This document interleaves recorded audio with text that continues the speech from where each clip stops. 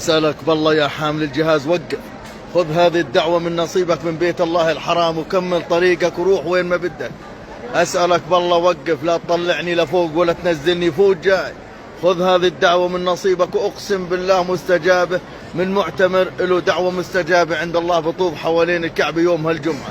أسألك بالله وقف يا حامل الجهاز، قول يا رب وصلي على الحبيب. أنا سألتك بالله يا حامل الجهاز لا تضيع هذه الدعوة، وأقسم بالله الذي لا إله إلا هو هذه الدعوة مستجابة، قدرها الله وشاءت من الله تكون من نصيبك، بس أنت أمن عليها وكمل طريقك وروح وين ما بدك.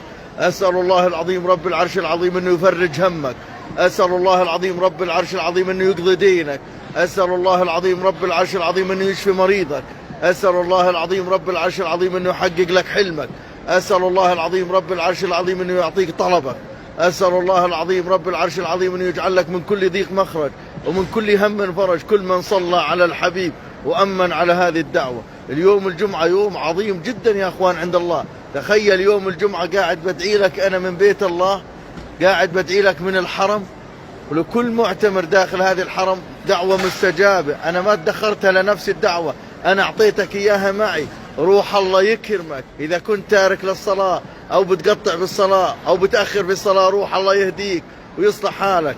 إذا كنت زانية أو زاني روح الله يغفر لك. روح إذا كنت قاطع للأرحام الله يغفر لك.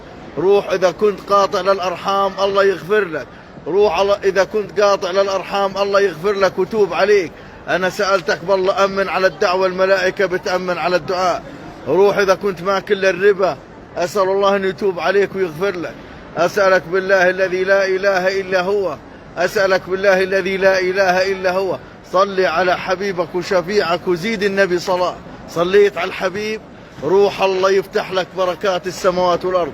صليت على الحبيب روح الله يفتح لك أبواب الرزق. صليت على الحبيب روح الله يكرمك كرم ما بعده كرم.